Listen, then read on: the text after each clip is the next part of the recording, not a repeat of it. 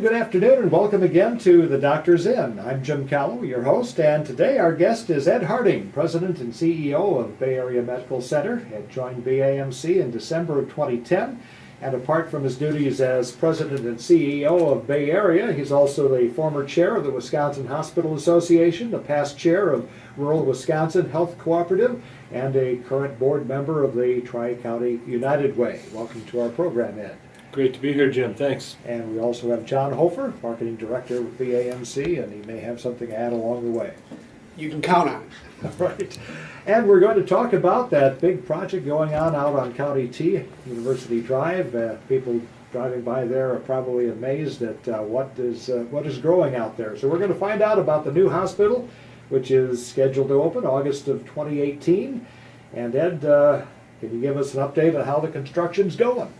Well, the construction's going marvelously well, and I say that with a little bit of concern because I don't want to jinx us, because it's just been a remarkably smooth process. I think one of the things that's really benefited us is we chose both an architecture firm and a general contractor that have a lot of healthcare experience, and we partnered with them up front. We did not do the traditional design bid build model, where you design something, you get all excited, then you bid it out, and typically the cost can come in higher than what you expect. And then what do? You either try to come up with more money, which typically you don't have. You end up then redesigning it and cutting costs, and then you end up with a product that people aren't as excited about.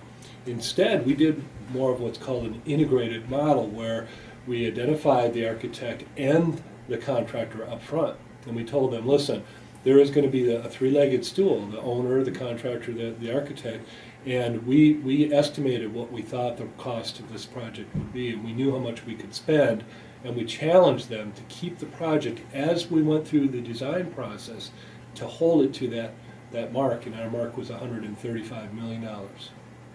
So how long has the design process and building process been going on now? A long time. It's actually been a couple of years in the making, as far as not just the construction but the design part. Why? Because we started with a blank piece of paper, and our current facility was built in 1939. As you can imagine, healthcare was delivered a lot differently then. Inpatient was king, if you will. So the needs were much different. Now, so much as on an outpatient basis, our concern was trying to consolidate services so things are much more efficient. I'll probably talk more about that later. But the fact of the matter is we wanted to involve our staff in the process, and that's really what added quite a bit of time. In fact, one of the really cool things we did is we rented local warehouse space not far from here, and we built full-scale mock-up rooms of our medical surgical rooms, our ICUs, our exam rooms for our ER, our OR, and because, see, I've done enough construction projects where I look at a blueprint, I can pretty much in my mind's eye picture standing in that room and envisioning what it's like. But if you don't do a lot of construction projects, you just naturally don't have that skill. So our staff were really kind of pining away at providing input, but unable to do that looking at one-dimension drawings. So we took inch-thick cardboard, and we worked with both the contractor and built full-scale replicas of the rooms, moved equipment in the room. So in a patient room, we had a bed, we had the bassinets, we had everything that was needed, and that was so helpful because staff could draw on the cardboard, tell us where they wanted equipment located, and they came up with some really excellent ideas. That was really, I think, for a lot of staff, the first time where I heard them say, wow. Because things like labor and delivery rooms that are bigger than my first college apartment really are one of the things that got them excited. And like Ed said, you can look at it on a piece of paper, but when you walk into that and you start to envision what patient care will be like, that was really when they started to get very excited. Another challenging part of that was, starting with that blank piece of paper, we needed staff to think about not just replicating the way we've done things for years, because I mentioned earlier that current facility built in '39, and there's been services we've been offering for decades. And it's the goal was not to simply say, okay, if we do it this way today, let's just build the same thing in the new facility and do it the same way. And that created some challenges to get people to think outside the box, and some folks are better at that than others. There's some things we even had to change while the construction project went on, because we realized that in changing adjacencies of some departments, in order to be as efficient as possible, we wanted to diminish the amount of steps that people had to take. And some things that are delivered with a dumbwaiter right now in the current hospital, now people had to walk. And while you think that's more efficient, it's not. So we had to make sure we had doorways that were adjacent to departments so we could allow for that efficiency. No dumbwaiters in the new project? No dumbwaiters in the new project. So how far along are we on the construction? Well, we're slated to open in August. Now, that's not when construction will be done. Construction will actually be done closer to beginning of May. But then we need, the easy part of this whole process is the new equipment we've ordered. So we've got a couple examples. We've got a brand new linear accelerator that's coming in. That's already been ordered. It's got to be built. That's not something that's just sitting on the shelf of some store. And as the building then is, that vault has already been built for that equipment will be moved in after the construction phase is done in May. So we'll have that entire month of June for that new type of equipment to be moved in, set up, calibrated, ready to go. All right. I know a lot of people, when you announced the project, said, well, the current hospital looks pretty good, and that's to your credit that it doesn't look like a 1939 building by any means. Mm-hmm. But I think we've kind of alluded to why you decided to build new instead of renovating once again. Yeah. It was not a slam dunk. We purposely, when we partnered with Aurora, we did say with them, listen, one of the things we're looking for a partner is access to capital. And what we plan on using that capital for is either to stay where we were and renovate or build brand new. And we told them we need to sit down collectively, and we set a 6-month process, had to make a decision within that 6 months. And there were lots of good reasons to stay where we were, and there was lots of reasons to start new. Bottom line, probably the biggest factor, some of the biggest factors, I'd say near the top of the list was time. It just, we estimated it would be a 2.5-year process to build new, which it has been. And if we would have stayed where we were, and by the way, if we stayed where we were, we would not have been able to do everything just because it would have been too much. But that would have taken over 4 years.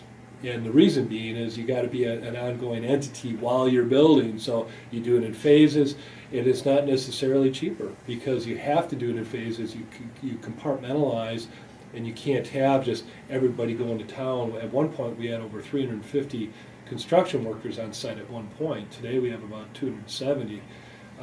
So you just can't do that when you're trying to be an ongoing hospital.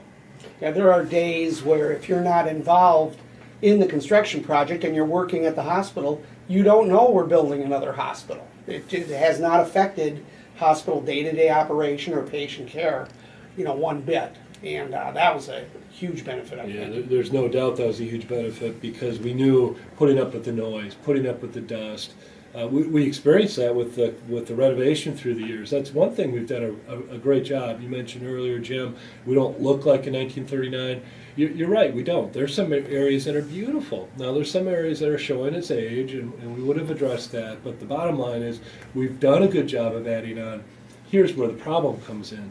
As we've done that through the years, what you ended up having, because you always add on to the area of the hospital where it's kind of where it works, where it's the easiest, doesn't disrupt things as much. But then when you look back 2 or 3 decades later, you realize, you know what, we're asking a patient to go to point A and then go to point B in another part of the building, and then even perhaps point C. So it's not just inefficient for our patients, but it can be inefficient for our staff. And that's back to that point of starting with a blank piece of paper is how can we consolidate things to keep them more efficient, like taking all of women's health services, putting that in one footprint so it's more of a one-stop. shopping type of experience. Plus, you've probably got a lot more room for future expansion at the new site, I would think. We most certainly do. That site is just over 90 acres. We looked at what would be the most likely areas that we would add on to that building, and we didn't compact the ground to prepare for that because that's another cost. We just thought, no, that'll be someone else's headache.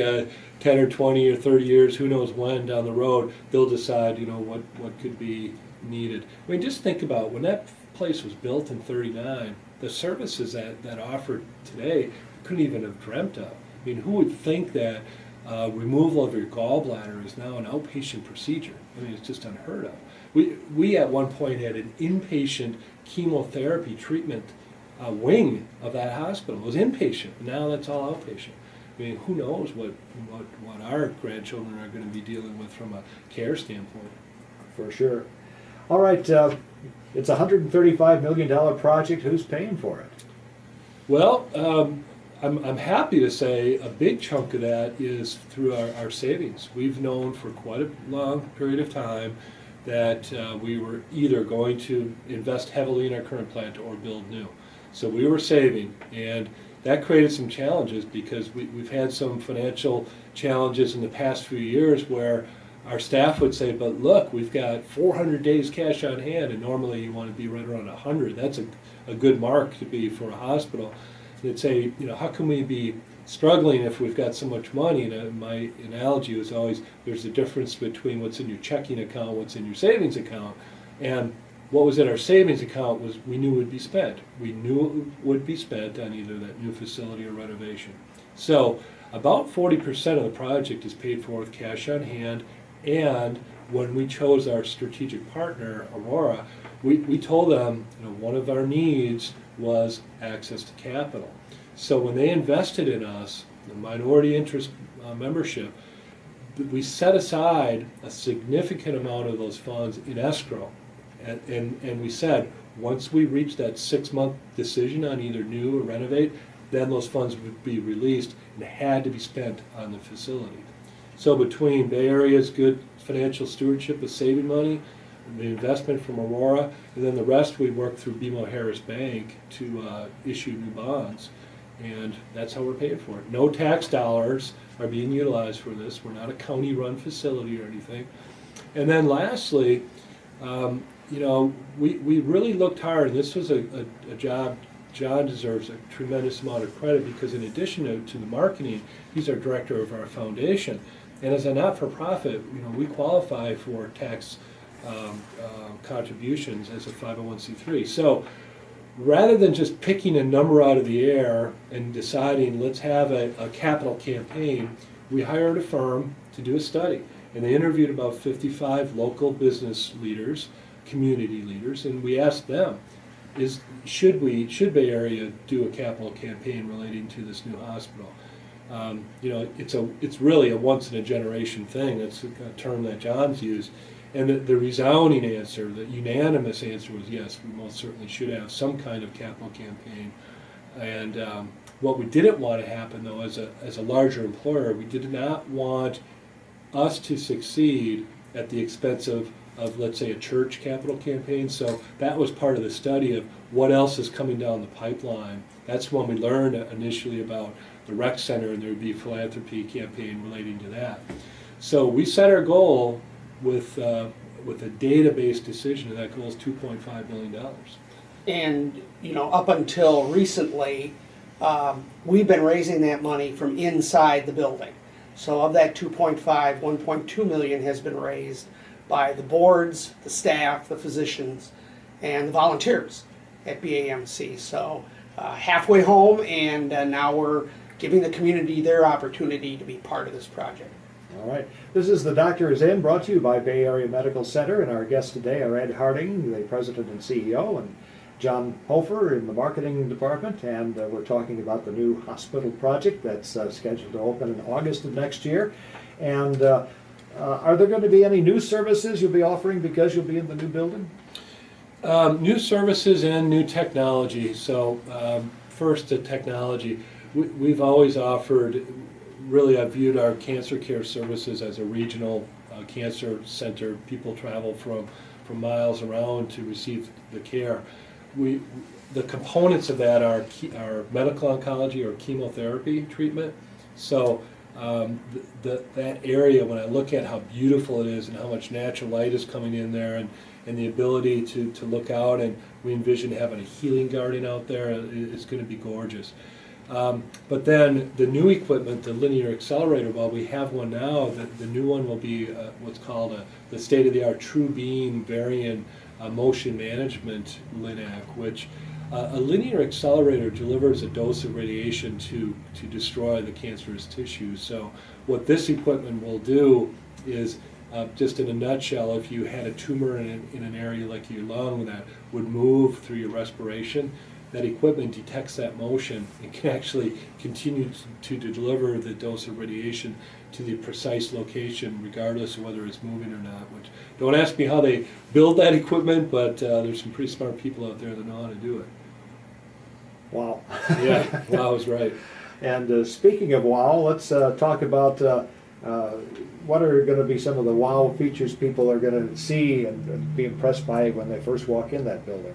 You know, we've been doing a lot of tours of the building for our staff and for members of the public. And one of the wow things that I get from them is when we're walking down a corridor, I'm able to say, this corridor is only going to be for patients.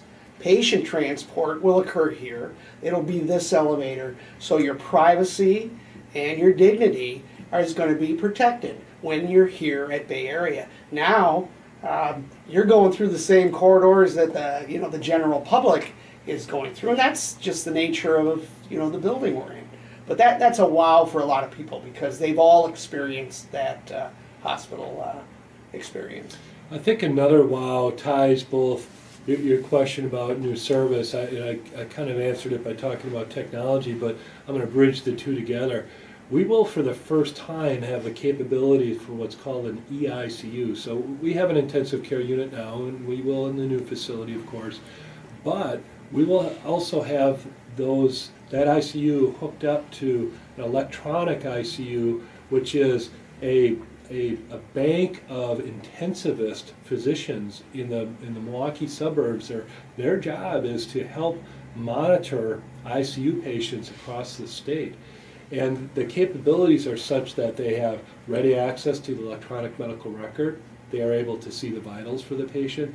There's technology with a camera where it's such advanced technology, they can use that camera to zoom in on the eyeball to see how the pupil is reacting to determine what kind of distress the patient might be in. And that technology is not just there for our other providers like our hospitalists to say, hey, I'd like to get basically a consult of this intensivist about this patient. What should we do here? It looks like there may be not responding well to this medication, or what should be the next course of action, but it might be a nurse. But it can also be a family member sitting there saying, I would just like to talk to a provider. And while it's electronic, that's the world we live in today. It's very difficult to get providers to live in rural areas, and having this capability is going to be incredible because it'll allow us to take care of we take care of some really sick people now. It'll allow us to take care of even sicker people right here locally.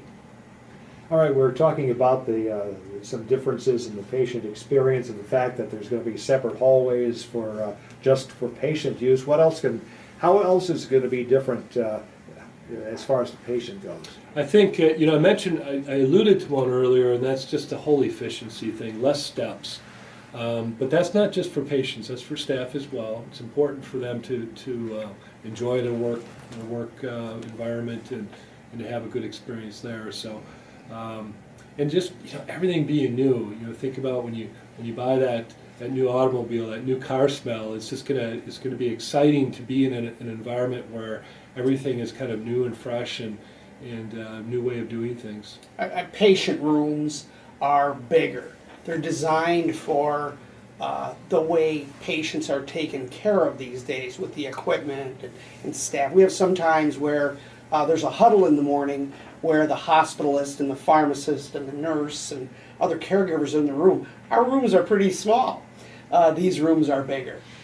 Each room is going to have a whiteboard. They have whiteboards now, right, where you write on them with a magic marker. These are electronic, so they're hooked up to the medical record, and so when the doctor enters a change, it's on the board. When the doctor enters the room, his badge is detected, and his picture comes up on the screen as taking care of the patient.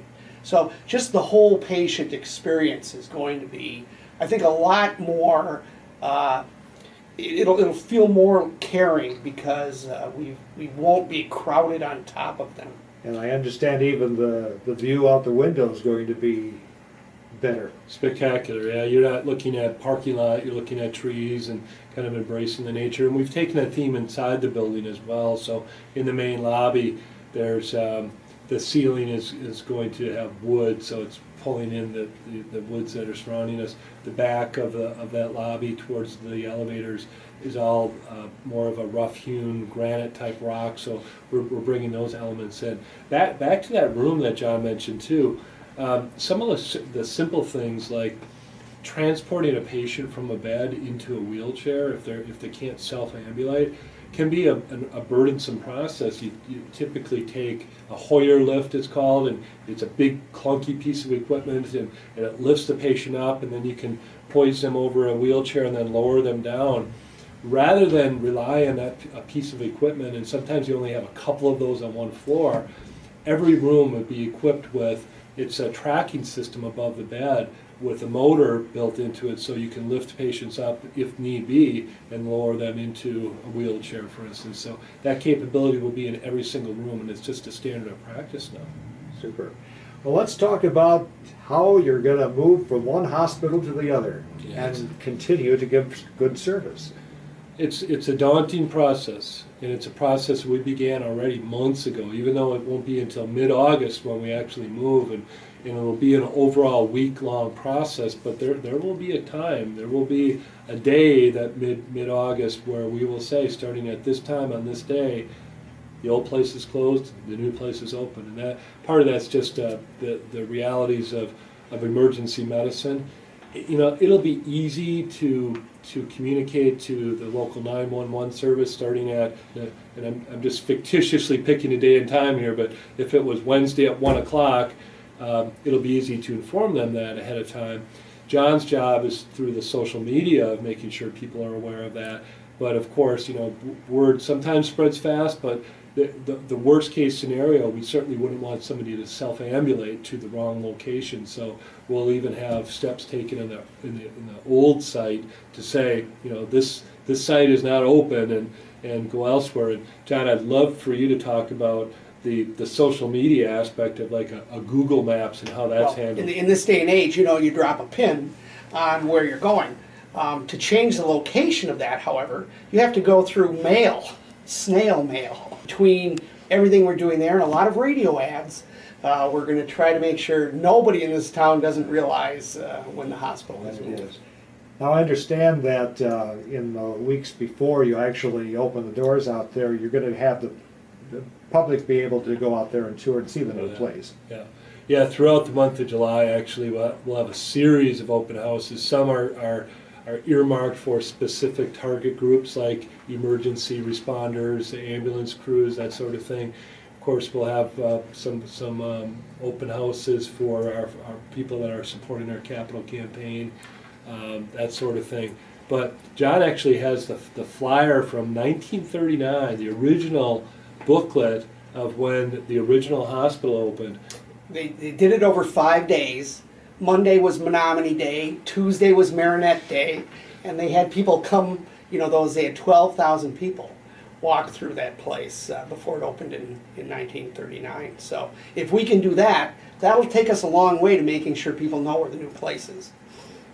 So kind of what I mentioned earlier, when you order the new piece of equipment, that's the easy part because that'll all be installed ahead of time. Where the challenge is let's use our cath lab, our catheterization lab. That's only a year and a half old now. It's state-of-the-art equipment. That's not something you just unplug and put in your truck and move over. It'll take a week or so just to to break down and then reinstall and recalibrate and everything. So that's where we have to look at what temporary equipment do we bring in and utilize while the old equipment is being installed in the new equipment. That's really where the biggest challenges come in, so that, you know, when that day and time where we say, okay, we are now open in the new site, we have everything that we need. All right, we're almost out of time here, but we got a couple more things we want to discuss. And one thing that people are wondering about is what you're going to do with the old buildings? Would you like to buy it? We're looking at some options. I tell you what, you said it earlier, Jim. That building doesn't look like a 1939 building. It's really not, because of all the renovation that's occurred. We have had interested parties come forward. We did have one interested party, a contractor that we did enter into an exclusivity period. They looked at the potential of turning that into short-term housing, either apartments or condos, to meet some of the needs of the local businesses, like a Fincantieri, a Marinette Marine, who has a lot of transient workers. In the end, they just decided the building might be too big for them to do that. It wasn't as feasible.